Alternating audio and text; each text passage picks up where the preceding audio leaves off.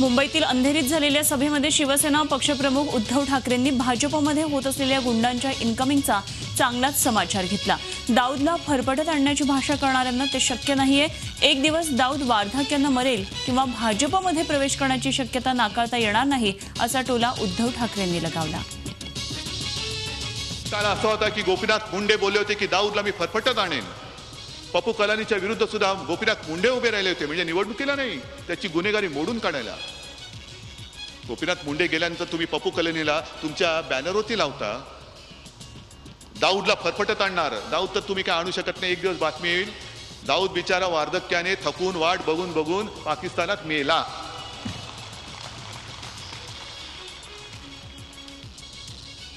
पण तरी देखील मध्ये कधीतरी बातमी येते की दाऊदला आपल्या देशात परत येण्याची इच्छा आहे, कुठल्या तरी लग्न कार्यासाठी तो येऊ इच्छितो। आता त्याचा मार्ग मोकळा झाला, तो पटकन भाजपात गेला कि उद्या देश का नेता कैसा हो, दाऊदाचार्य वैसा हो।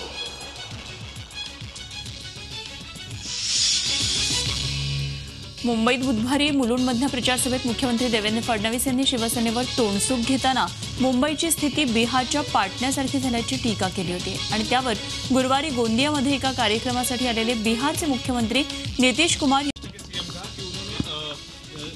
पिछले कुछ 5 सालों में शिवसेना ने पटना बना दिया है मुंबई को, क्या बयान रहेगा आपका? पटना के बारे में आइडिया खराब है उनका।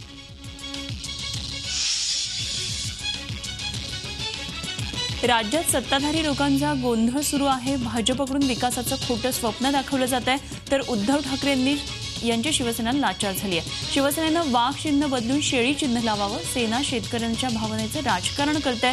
जर तुम्हाला खरंच शेतकऱ्यांबद्दल प्रेम असेल तर राजीनामे द्या, अशा शब्दांमध्ये राज्याचे विरोधी पक्षनेते धनंजय मुंडे यांनी सेना बीजेपीवर टीका केली आहे। गुरुवारी राष्ट्रवादी काँग्रेस पक्षाच्या प्रचाराचा शुभारंभ पारनेर तालुक्यातल्या कान्हूर पठार इथं करण्यात आला आणि त्यावेळी ते बोलत होते।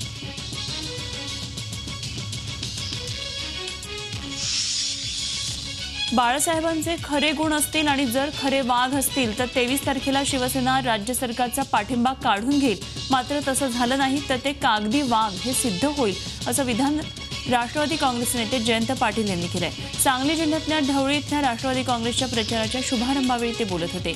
यावेळी जयंत पाटील यांनी भाजप आणि मुख्यमंत्री देवेंद्र फडणवीस यांच्यावरही टीकास्त्र सोडलं।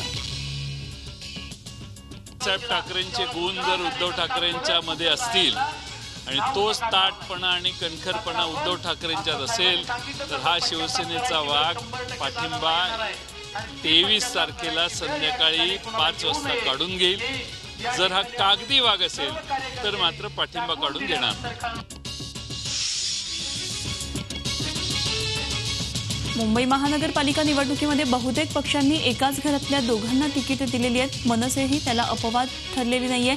चांदिवली विभागामध्ये मनसेकडून अशीच पितापुत्र जोडी निवडणुकीच्या मैदानात उतरलेले आहेत। मनसे नगरसेवक दिलीप लांडे आणि त्यांचा मुलगा प्रणव लांडे हे दोघे यावेळी निवडणुकीच्या रिंगणात आहेत।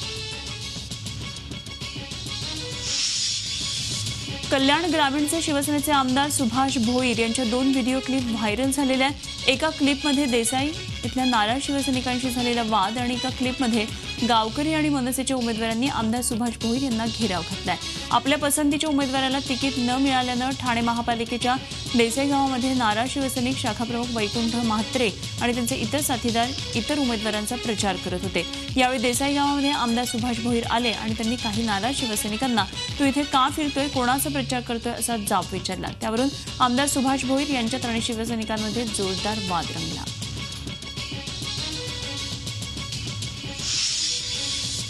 उल्हासनगर महापालिका निवडणूक लढवणाऱ्या 7 उमेदवारांना जीवे ठार मारण्याच्या धमक्या येत असून या सर्व उमेदवारांनी पोलीस संरक्षण मिळावं म्हणून ठाणे पोलीस आयुक्तांकडे धाव घेतली आहे। पोलीस सुरक्षा मागणाऱ्या उमेदवारांमध्ये सर्वात जास्त उमेदवार साई पक्षाचे असून आरपीआय जिल्हाध्यक्ष भगवान भालेराव आणि ओमी कलानी यांच्या नावाचा देखील समावेश आहे। दरम्यान पोलीस उपायुक्त सुनील भारद्वाज यांनी काही उमेदवारांनी पोलीस सुरक्षा मागितली असल्याच्या वृत्ताला दुजोरा दिलाय। पोलीस सुरक्षा मागणाऱ्या उमेदवार, त्यांची पार्श्वभूमी आणि खरोखरच त्याला धोका आहे का याचा तपास करण्यात येईल असं पोलिसांनी सांगितलंय। मनसे नगरसेवक सुधीर जाधव यांना अटक करण्यात आली आहे. सुधीर जाधव यांच्यावर विनयभंगाचा आरोप आहे. गेल्या आठवड्यामध्ये तक्रार करण्यात आली होती. फोनवरून आक्षेपार्ह मजकूर पाठवल्याचं तक्रारदार महिलेनं म्हटलंय. सुधीर जाधव हे विद्यमान नगरसेवक आहेत. त्यांच्या पत्नी स्नेहल जाधव यांना यंदा मनसेनं तिकीट दिलेलं आहे. अटकेनंतर जाधव यांना 7,000च्या जात मुचलक्यावर जामीन मंजूर करण्यात आला आहे. बारामतीमधील सभेत राष्ट्रवादी काँग्रेसचे नेते अजित पवार यांनी आपल्या खास शैलीत उपस्थितांची मनं जिंकली. निवडणुकांमध्ये सोशल मीडियाच्या माध्यमातून होणाऱ्या प्रचाराचा धागा पकडत अजित पवारांनी आपल्या खास शैलीत महिला उमेदवारांना पतीचा फोटो न वापरण्याचा सल्ला दिला. तर भाजपचा समाचार घेतानाही त्यांनी उपरोधिक टोला लगावला. प्रचार पत्रक वाटत असताना त्याच्यामध्ये व्हॉट्सअपवर किंवा जे परिचय पत्रक आहे त्याच्यात तुम्ही महिला उमेदवार आहे, तुमच्या पतीचा फोटो टाकण्याच्या भानगडीत पडू नका. पतीला उमेदवारी दिलेली नाही, उमेदवारी तुम्हाला दिलेली. त्याच्यामुळं तुमचा फोटो, पक्षाचं चिन्ह, तुमच्या बरोबर असणाऱ्या माझ्या जिल्हा परिषद उमेदवाराचा फोटो आणि आपल्या बरोबरच्या इतर आपला शेजारच्या गटातला फोटो, अशा पद्धतीनं ते काम झालं पाहिजे. काँग्रेस नेते हर्षवर्धन पाटील यांनी शिवसेना भाजपसह राष्ट्रवादी काँग्रेसवर टीकेचे आसूड ओढले. शिवसेना भाजपची भांडणं म्हणजे तू रडल्यासारखं कर, मी मारल्यासारखं करतो अशी असल्याची टीका त्यांनी केली. तर पुण्यामध्ये आपली राष्ट्रवादीची आघाडी असली तरी पिंपरी चिंचवडमध्ये बिघाडी असल्याची टीकाही त्यांनी केली. पुण्यातली आघाडी कशी आहे? पुण्यात एकतर आघाडी काय प्रभागात आहे, काही प्रभागामध्ये मैत्रीपूर्ण लढत आहे आणि काही प्रभाग आमचे असे आहेत की ज्या प्रभागात त्यांनी उमेदवार उभा केला नाही आणि काही प्रभाग त्यांचे कमी. तर हा प्रश्न सर्व स्थानिक लेवलला सोडला जातो. त्या स्थानिक लेवलला तिथल्या पदाधिकाऱ्यांनी एकत्र बसून चर्चा करावी असं प्रदेश काँग्रेस कमिटीचं धोरण होतं. त्याप्रमाणे हा निर्णय झाला. सध्या निवडणुकांची धामधूम सुरू आहे. भाषणामध्ये बोलताना कोण काय बोलेल याचा नेम नाही. पुण्याचे पालकमंत्री गिरीश बापट यांच्या बाबतीतही असंच काहीसं घडलं. बापट यांनी आपल्याच सरकारचा उद्धार केला, मात्र चूक लक्षात आल्यावर स्वतःला सावरण्याचा त्यांनी प्रयत्नही केला. मुख्यमंत्री देवेंद्रजी फडणवीस ज्यांच्या काळामध्ये 65,000 शेतकऱ्यांनी आत्महत्या केल्या, जनावरं पाण्याअभावी मेली, हा शेतकरी केंद्रबिंदू धरला. आजकाल मी किती पाणी पितो तेही ते मोजतात, पण मी त्यांना या निवडणुकीमध्ये पाणी पाजल्याशिवाय राहणार नाही असा घणाघाती टोला मुख्यमंत्री देवेंद्र फडणवीस यांनी शिवसेना पक्षप्रमुख उद्धव ठाकरे यांचं नाव न घेता लगावला. जिल्हा परिषद तसंच पंचायत समितीच्या निवडणुकीच्या प्रचारासाठी मुख्यमंत्र्यांची जळगाव जिल्ह्यातल्या म्हसावद इथं जाहीर प्रचार सभा झाली. जळगाव जिल्हा नेहमीच भाजपचा पाठीराखा राहिलेला आहे आणि त्यामुळे जिल्हा परिषदेत एक हाती सत्ता द्या, जिल्ह्याचा विकास करून दाखवू असं आश्वासन मुख्यमंत्र्यांनी यावेळी दिलं. यवतमाळच्या जिल्हा परिषद निवडणुकीमध्ये राज्याचे महसूल राज्यमंत्री तथा जिल्ह्याचे सहपालकमंत्री संजय राठोड यांनी त्यांच्या भावाला निवडणूक रिंगणात उतरवलेले. जोडमोहा डोंगर खर्डा खड्डामध्ये त्यांची प्रतिष्ठा त्यामुळे पणाला लागली आहे. संजय राठोड यांचे मोठे बंधू विजय राठोड यांना शिवसेनेनं या गटामध्ये उमेदवारी दिली आहे.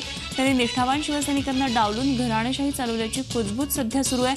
तर शिवसेनेला आणि सहपालकमंत्री संजय राठोड यांना पराभूत करण्यासाठी भाजपनंही खास रणनीती आखली आहे. अमरावतीवासियांना बेलोरा विमानतळ ते नांदगाव पेठ MIDC पर्यंत मेट्रो ट्रेन सुरू करणार असल्याची घोषणा युवा स्वाभिमान पक्षाचे सर्वेसर्वा आमदार रवी राणा आणि नवनीत राणा यांनी केली आहे. अमरावती मनपा निवडणुकीच्या प्रचारात आघाडी घेत स्वाभिमान पक्षानं हायटेक प्रचार मोहिमेचा शुभारंभ केला आहे. या प्रचारादरम्यान अमरावतीवासियांचं मुख्य आकर्षण असलेली मेट्रो ट्रेनची प्रतिकृती रस्त्यावर उतरवण्यात आली. तसंच अन्य विकासांच्या घोषणाही यावेळी करण्यात आल्या. तर रवी राणा प्रसिद्धीसाठी स्टंटबाजी करून मतदारांना भुलवत असल्याचा आरोप भाजपनं केला आहे. भौतिकशास्त्राच्या किचकट सिद्धांताचे बारकावे हसत खेळत शिकता यावेत यासाठी माटुंगा इथल्या DG रुपारेल कॉलेजमध्ये विबग्योर 17 या आगळ्या-वेगळ्या फेस्टिवलचं आयोजन 8 आणि 9 फेब्रुवारीला करण्यात आलं. सोप्या पद्धतीनं भौतिकशास्त्र शिकता यावं या उद्देशानं कॉलेजच्या भौतिकशास्त्र विभागातर्फे दरवर्षी हा फेस्टिवल आयोजित केला जातो. भौतिकशास्त्रातले सिद्धांत, नियम तसंच सूर्य, पृथ्वी रोबोटिक्स आदी विविध विषयांचा मेळ या महोत्सवामध्ये पाहायला मिळाला. अनेक शालेय विद्यार्थ्यांनी या 2 दिवसांमध्ये या महोत्सवाला भेट दिली. रेल्वे मार्गावरील संकटही दिवसेंदिवस वाढत चाललेले आहे. पनवेल दिवा रेल्वे ट्रॅकवर नावडे तळोजा उड्डाणपुलाच्या जवळ रेल्वे रुळालगत जिलेटिनच्या 3 इंचाच्या 3 कांड्या आणि एक अर्धी कांडी सापडल्यानं पुन्हा खळबळ माजली. याबाबतची माहिती मिळताच पोलिसांनी घटनास्थळी जाऊन कांड्या ताब्यात घेतल्या आणि त्यानंतर बॉम्बशोधक पथक आणि एटीएसच्या पथकानं घटनास्थळी येऊन पाहणी केली. पुण्यात इथल्या डेक्कन पॉवर या कंपनीचे जिलेटिन असून या कांड्या जिवंत नव्हत्या. या कांड्या निकामी असल्याची शक्यता पोलिसांनी वर्तवली. दरम्यान तळोजा पोलीस ठाण्यामध्ये स्फोटक पदार्थ कायद्याअंतर्गत याबाबतचा गुन्हा दाखल केला आहे. मुलुंडच्या डम्पिंग ग्राउंड विरोधात आता मतदारांनी बहिष्काराचं अस्त्र उगारले. जोवर डम्पिंग ग्राउंडची समस्या सुटत नाही तोवर मतदान न करण्याची मोहीम राबवण्याचा निर्णय घेण्यात आलाय. गेल्या 20 वर्षांमध्ये झालं नाही ते एका महिन्यात कसं होणार असं रहिवाशांनी प्रश्न विचारलाय. प्रत्येक निवडणुकीत आश्वासन मिळतं पण काम कोणीच करत नाही असा संतापही इथल्या रहिवाशांनी व्यक्त केलाय. सायन पनवेल महामार्गालगत खारघर इथं आधार कार्डच्या फॉर्मचा खच रस्त्यालगत पडलेला आढळला. हे फॉर्म घणसोली, ठाणे, भिवंडी, कल्याण विभागातले आधार कार्ड बनवून देणारी MPST या कंपनीचा टेम्पो ठाणे इथनं पेण इथं ही कागदपत्र घेऊन जात होता. 70 गोण्या घेऊन जात असताना खारघरजवळ कागदपत्रांच्या 3 गोण्या खाली पडल्या. याबाबत कोणताही गुन्हा दाखल झालेला नाही.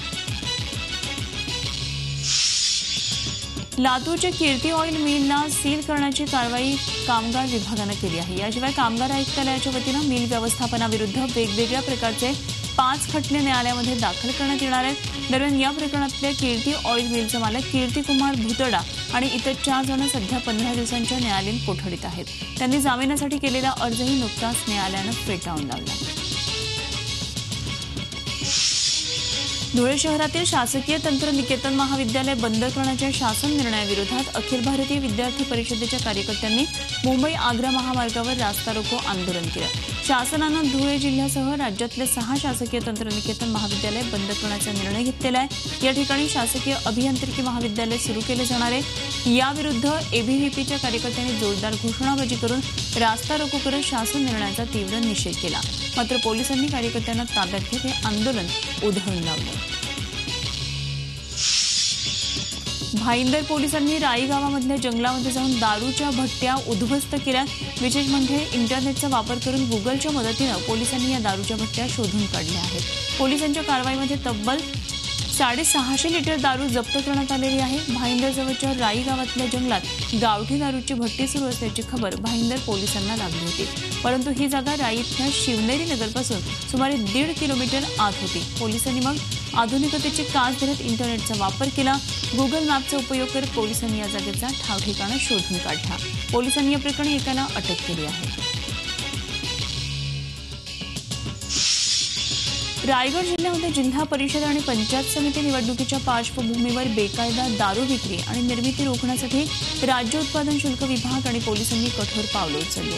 अलिबागजवळच्या कुंडलिका खाडीतल्या कोपरी बेटावर खारफुटीच्या जंगलामध्ये झालेल्या संयुक्त कारवाईत गावठी दारू बनवणारा मोठा अड्डा उद्ध्वस्त करण्यात आलाय. या कारवाईमध्ये जवळपास 40 ड्रम दारूचे रसायन नष्ट करण्यात आले. या मालाची किंमत 3.25 लाख रुपये इतकी होती. अतिशय दुर्गम भागात झालेल्या मोठ्या कारवाईनं गावठी दारू बनवणाऱ्यांचे धाबे दणाणले.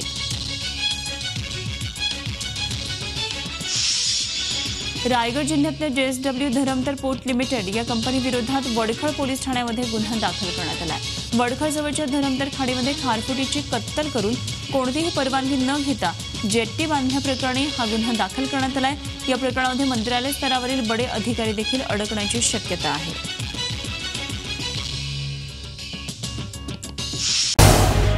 झी 24 तास रहा एक पाऊल पुढे.